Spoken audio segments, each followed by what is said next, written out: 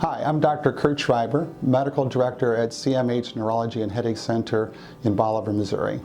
I am a board-certified neurologist, but also subspecialty certified in headache medicine. June is National Migraine Awareness Month, so let's talk more about migraine. What is chronic migraine? As if migraine itself wasn't bad enough, doctors now recognize an even more challenging form of migraine, called chronic migraine. Scientists have started to pinpoint the chemical changes in the brain that cause the attacks of migraine that we commonly call a migraine headache.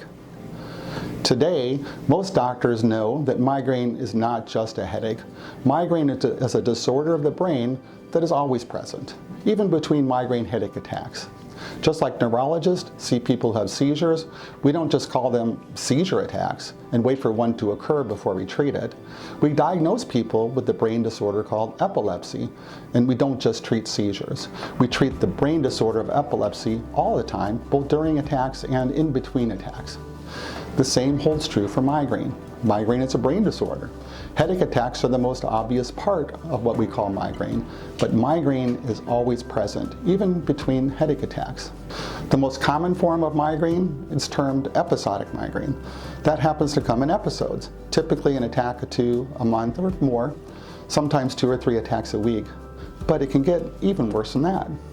When a person with migraine progresses to having 15 days a month or more of headaches, meaning all of their headaches combined, migraine attacks and lower level headaches that are not full-blown migraines, we call this condition chronic migraine.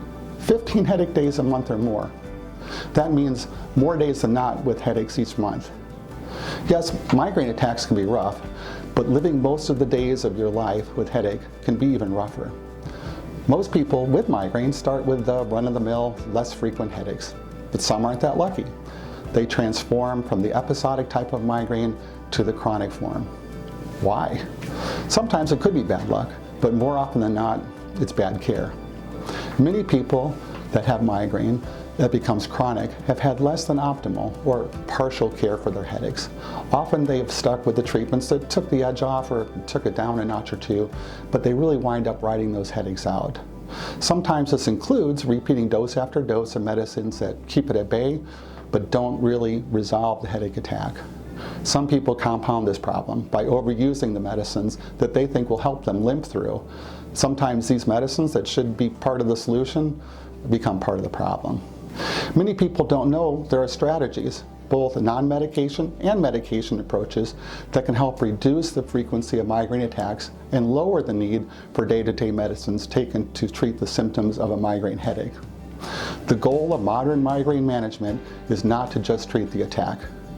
Just like the primary care doctor who treats asthma, by treating the lung disorder of asthma and having a plan for an asthma attack, a similar approach can be had for people with migraine to get better day-to-day care and hopefully avoid the end stage of migraine, chronic migraine.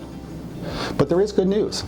Even the people that have chronic migraine can find better care. There have been great advances in the last couple of years in the treatment options for migraine that can help even these tougher to treat patients.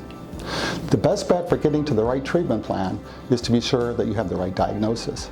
Most people with chronic migraine will benefit from both non-medication and medication approaches for prevention. They also need a clear plan for managing migraine headache attacks.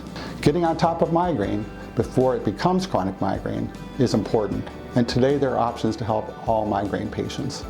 See your doctor. Be sure you have the right diagnosis.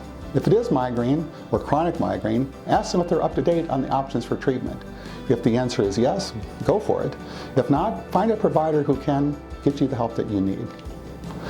Be aware of migraine. Be aware of the fact that migraine has new options and new treatments and new hope for a lot of patients that may not have had hope in the past. Thank you.